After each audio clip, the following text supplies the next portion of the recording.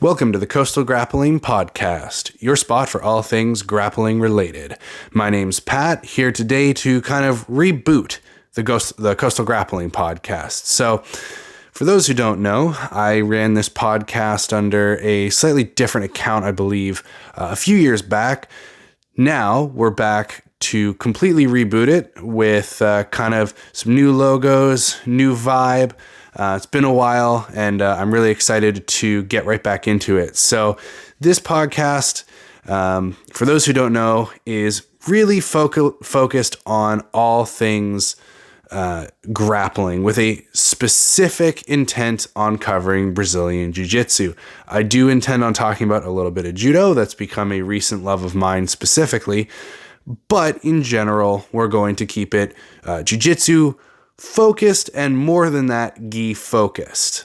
So, little bit of re-intro to me, I suppose, because I'm sure there's a lot of you who don't know who the hell I am. My name's Pat. I am a Brazilian Jiu-Jitsu brown belt. I've been training for a little over 10 years now, and I teach and train out of Forza Training Center in Dartmouth, Nova Scotia, Canada. Also known as Carlson Gracie team. I am a Carlson Gracie brown belt. So, what are we talking about today? Well, first off, I want to go over a couple expectations for this podcast.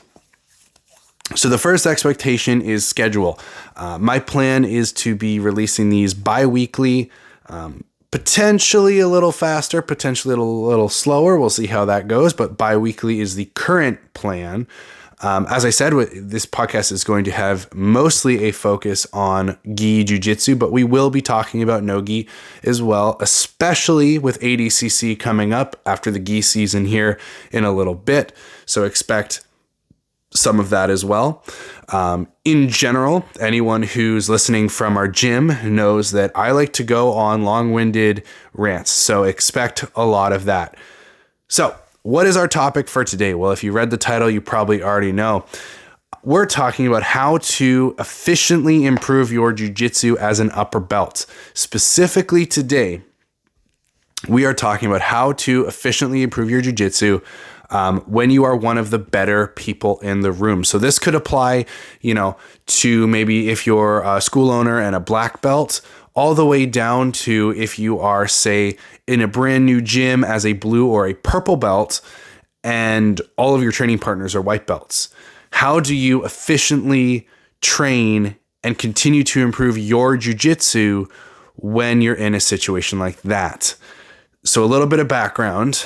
In our gym, I am, I would say, one of the top 3, probably top 4 to 5 people, grapplers in the gym. So there's black belt that trains.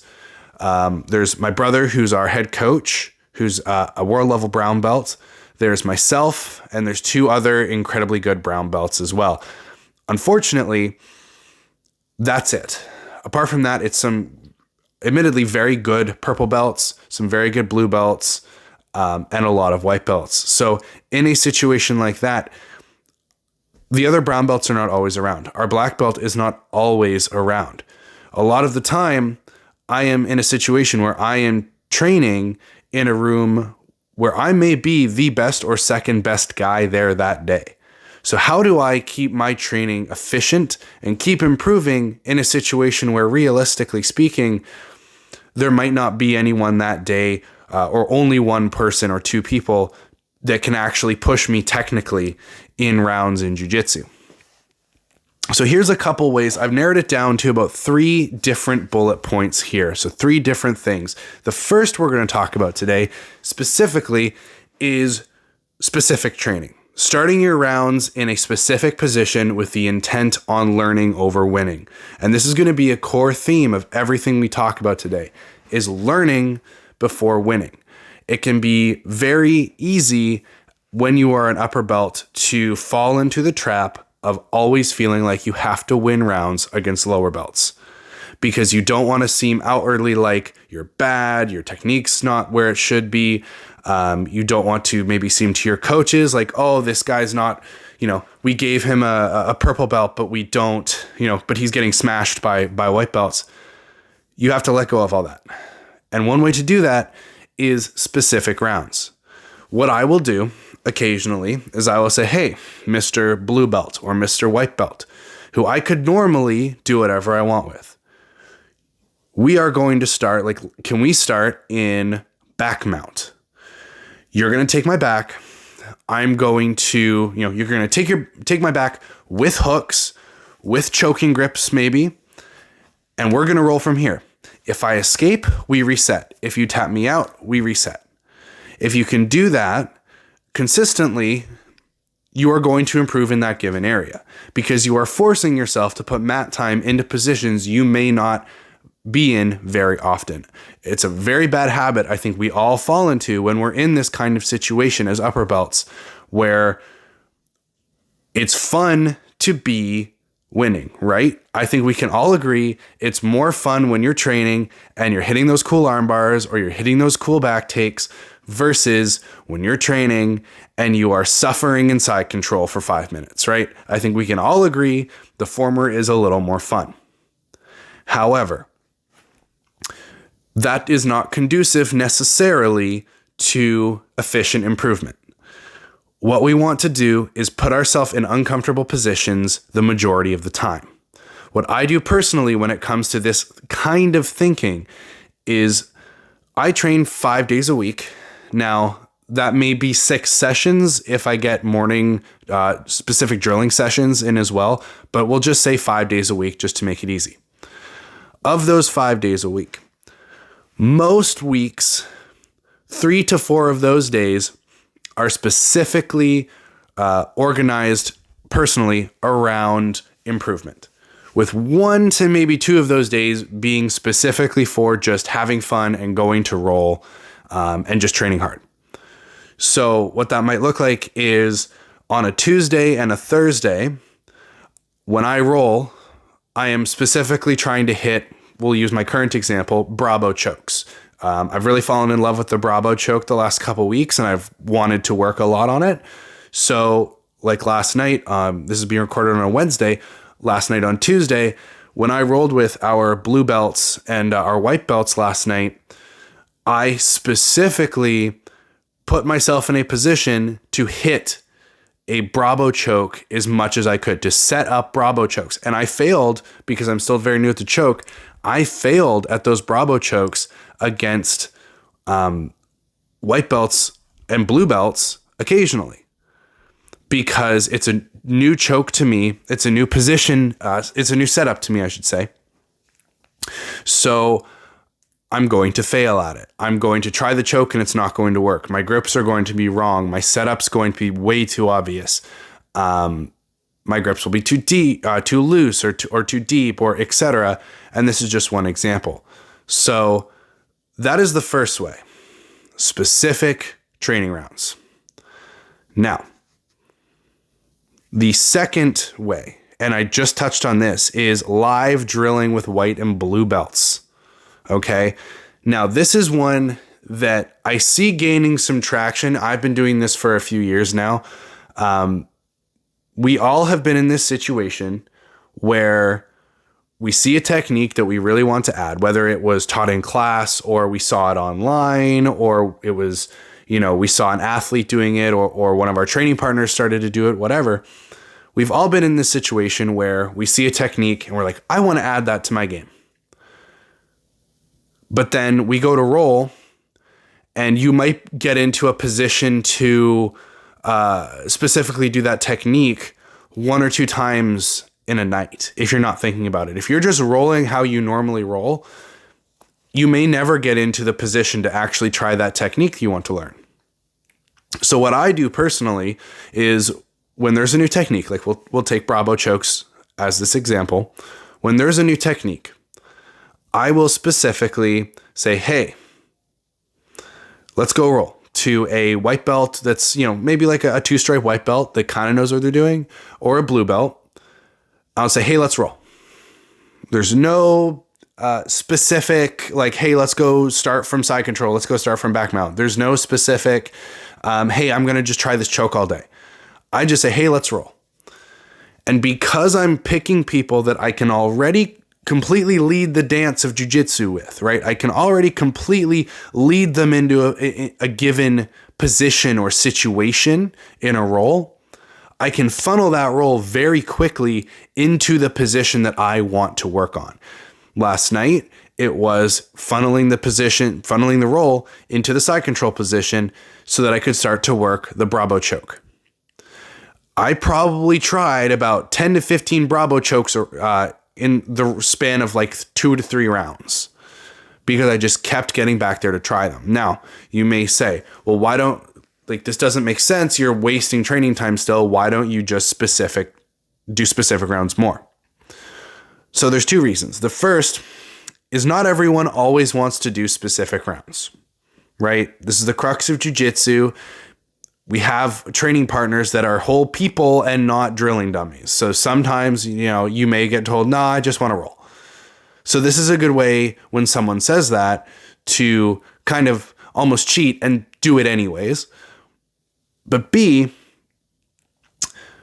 also, I think, and maybe this is slightly controversial, but I think personally, if you get in the habit of only specific sparring, a little too much, and you get in the habit of saying, we're going to hyper focus on back mount as the example, and escaping back mount or holding back mount or submitting from back mount, whatever, because both of you are so intently focused on that specific part of jiu-jitsu, the reactions that you would get in a normal open roll might not be there, because when you're in a normal open roll, people are thinking about implementing their game. They're not thinking about, I know I'm going to start in back mount, so here's how I have to get out of back mount. Or I know that maybe getting back to guard is a win, so I'm going to get back to guard instead of just standing up from back mount and like disengaging the position, because getting back to guard maybe is easier. When in a roll, someone may say, well, I really want to use my passing because my passing is my best asset. So when I'm going to escape back, I want to escape back mount and also end up on top so I can continue to like repass the guard. If you know ahead of time as the guy, let's say, escaping back control, if you know ahead of time that the roll is going to end the moment you get out of back control, you may subconsciously fall to your guard instead of taking the harder stance of like reversing the position and getting on top, like keeping high hips and getting on top, because it's the easier way to escape a bad position in that specific constrained round. And this is something that I've actually found myself doing sometimes, where I know, like, I've put a massive focus on passing and top pressure this last 6 or 7 months. I know that while I've been doing that, I should be focusing on getting on top and staying on top, because that is going to lead to the most efficient use of my time when I'm trying to learn, when I'm trying to get better at passing and trying to get better at top pressure. That is going to be the best and most efficient use of my training time. But if we're doing specific rounds, which I was doing in the lead up to the last competition I did a lot of specific rounds 1 week.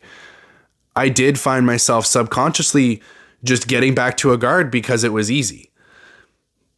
And because the overall rules of the round dictated that the way we won was getting out of back mount, either standing up or getting to your guard, like disengaging completely or getting to a guard.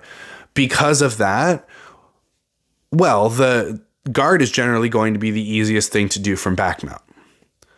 When you're trying to escape back mount, getting to a guard is generally the easiest because it's the least amount of movement.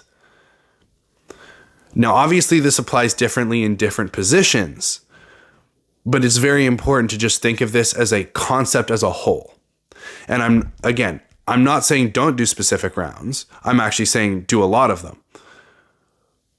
But back to live drilling, this is why it's so important, is because in that situation, if we're live drilling and it's a normal round and I let them put me in back mount, well, I'm going to get up and I'm going to work my passing again because I have that stated goal of okay, I'm in back mount.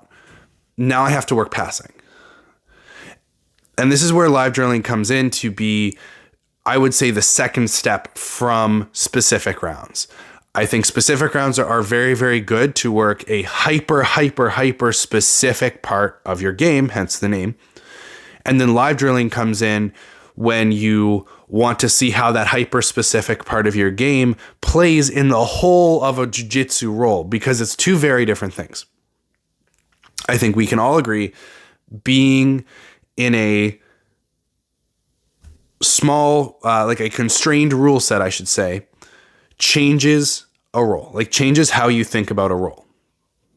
That should kind of go without saying, right? You are rolling with specific rules. It's the same way that if you're rolling with judo rules from stand-up versus jiu-jitsu rules from stand-up, you are rolling in a very different way between the two. As someone who's done a little bit of judo randori recently, getting into judo,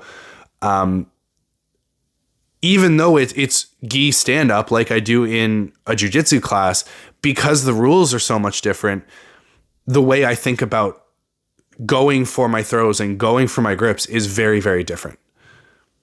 So this may sound like a lot of rambling, but to condense it down to really easy to understand points, specific rounds for hyper focused specific training on a given position or submission or etc.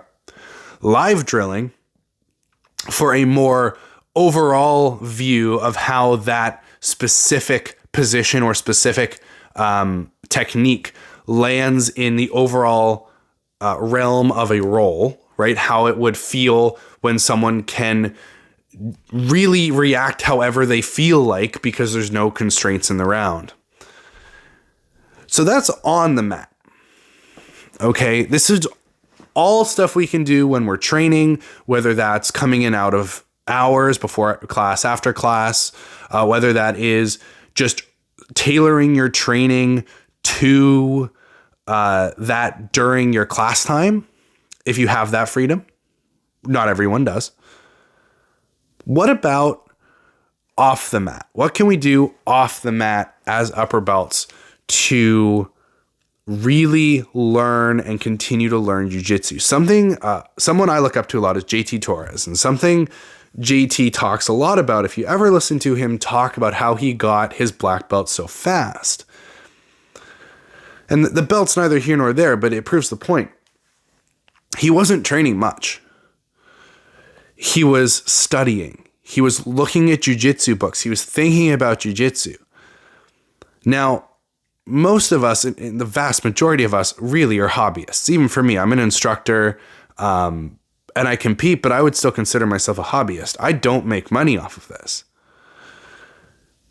I've got a wife and a job and all of that, and I admittedly do spend a lot of time watching jiu-jitsu and reading about jiu-jitsu, but even still, not all of us have that luxury to, have this as a job.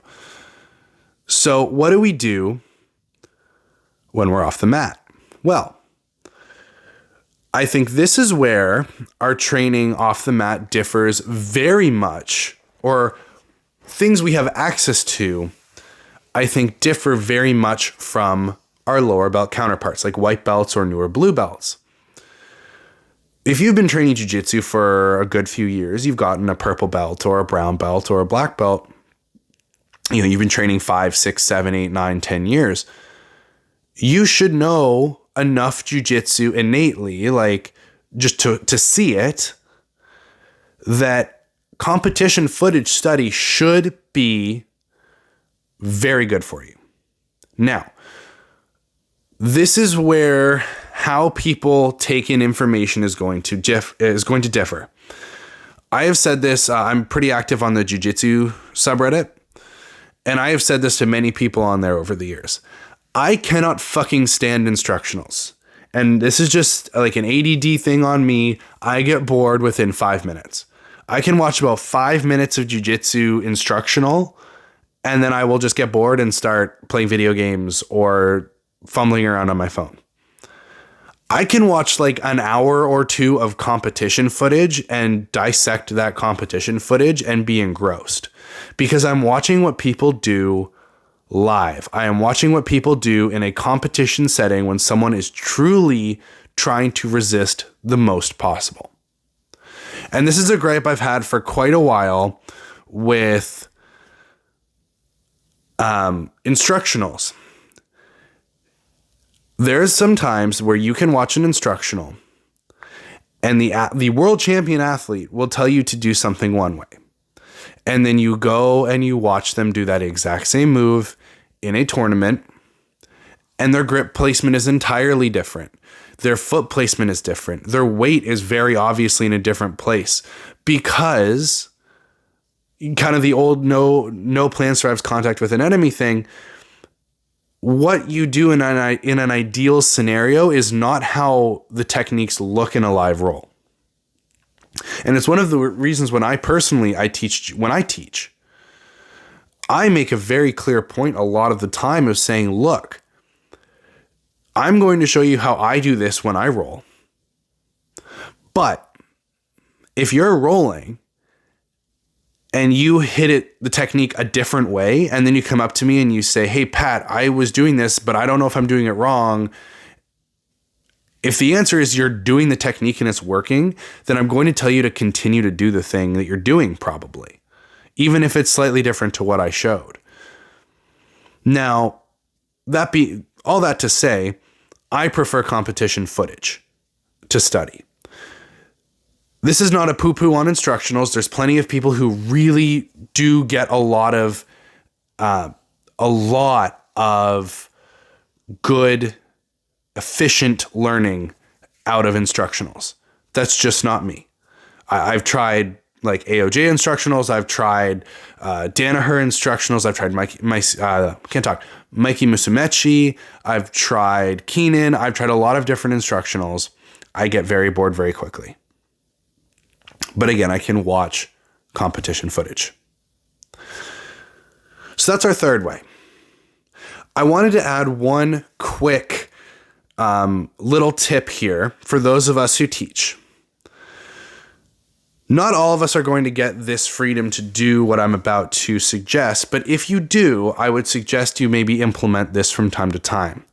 And this is what I did last Sunday for our advanced class, where I was covering our advanced class while our head coach was out of town.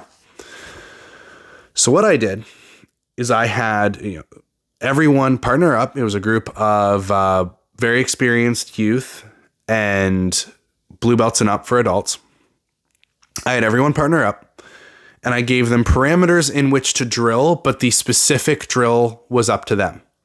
And what I mean by that is I said, okay, all of our reps have to include side control, top spin, take the back. That is what all of our reps have to include. The only other thing our rep has to include is a guard pass. So we're going to start from our partner on their back, and we can pass any guard we want to any position we want, but we have to eventually go to side control, top spin, and take the back because we were working on back mount last week. The reason I did that is because it allowed me to drill. It gave everyone freedom to drill specifically what they felt like drilling that day within those parameters. We did the same thing starting on our backs to any guard we wanted. Again, sweeping, taking the back, or taking the back from a guard. Now, not all of us get to teach advanced classes. I don't normally teach advanced classes. And not all of us get the freedom to teach what we'd like, right? There is plenty of times where you will be told, hey, go cover this class, teach X, Y, and Z. So here is the last suggestion I will offer tonight. Think about your warm-ups in your general pop classes as a chance for you to drill. Realistically, I would say the vast majority of students, even newer students, treat the warm-up as a warm-up, right? And what I mean by that is they treat it as a way to get a sweat on. They don't treat it as a way to improve technique. So what I'm saying by that is that if you say, hey, we're going to do takedown entries for 10 minutes, try to say, hey, we're going to do takedown entries, keep it to 1 to 2 entries at max. If there's a lot of very new people, I'll say, hey, here's like a really simple single leg or a really simple trip or whatever. Just so that people aren't completely lost. And I will tell people, hey, if you think you might need help, drill close to me. I'll grab a partner. And when I rep in these warm-ups, it's hard repping. Like, it's not lackadaisical, lazy, 1 rep a minute training. Last night, for example, I wasn't teaching, but we did takedown entries for 15 minutes last night to warm up. And I drilled Ippon Seoinage and drop Seoinage. I drilled those for about 15 minutes. And man, I was drenched in sweat by the end of it. And I got some very, very good drilling out of it as well. And that's, I think something a lot of us upper belts actually are worse at than lower belts. And I'll call us out here. I think we get way too lazy in the warm-ups. And it's something I've tried to change personally for myself, is I think I get way too lazy in the warm-up sometimes where, man, especially if we're doing, okay, guys, like get to a, pull guard and do a sweep from a guard. I think the habit is like, oh, I've got my 3 sweeps I'm like fucking amazing at. I'm just going to drill those. And I'll drill like 1 a minute and I'm going to talk with my partner and I'm going to, not really get anything out of the warm-up. Well, man, I'm going to tell you, I got some really good, not only really good training last night doing that warm-up, but also I realized a couple things I was doing wrong with both the drop Seoinage and the Ippon. There's a couple hand placement things I was doing that I fixed. There was a couple like foot positioning things. And I only realized that because I was drilling it at speed, a technique that I've drilled a lot of over the years, but this is, I really tried to do it at speed. So this is not something obviously that you would do for a brand new technique. For a brand new technique, I really genuinely do think you should just try your best to find open mat time to drill, or come in outside of class time if you can, if you've got, keys to your gym, and drill.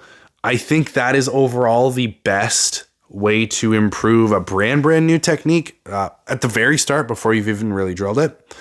And then you can move into specific rounds. If I were to create a flow chart, I would say like you start with your, hey, I'm going to go just rep this move 20 times to get the gross motor motions down, like motor movements down. Then you say, now we're going to specific spar, and I'm going to work this technique in isolation against a resisting partner. And then I'm going to live drill against white and blue belts to see how this specific technique works in an overall role. And then I'm going to, maybe intersperse there. Once I get to the point with the technique where I'm feeling good with it, we're going to drill it in a warm-up very, very hard, or like very quickly, to make sure that I get the motion of doing it quickly, like you would do in a roll, right? We've all been there. We've all done step 1, then step 2, then step 3, then step 4, then step 5. That's not how it works in a roll. We all know this. It's, as fast as you can, popping it on for most moves, because you don't have the time against good guys to slowly set a technique up, unless that's your style. I'll be honest, it's not really mine. I have a little bit more of a frenetic style where I kind of catch things in transition a lot. So I think that is the best way to put it if we were to do this in a flowchart, for instance. So guys, we're running at about half an hour here. I hope you enjoyed the first episode of what I'm calling Coastal Grappling 2.0, or the reboot of Coastal Grappling.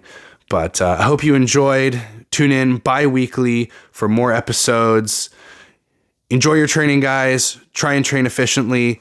Next up, we've got a really interesting topic on competition that I cannot wait to talk about. So enjoy your training, guys. Remember, jiu-jitsu's fun. Train how you want to train. Getting on the mats is the most important thing. Thanks for tuning in, guys. I'll talk to you next time.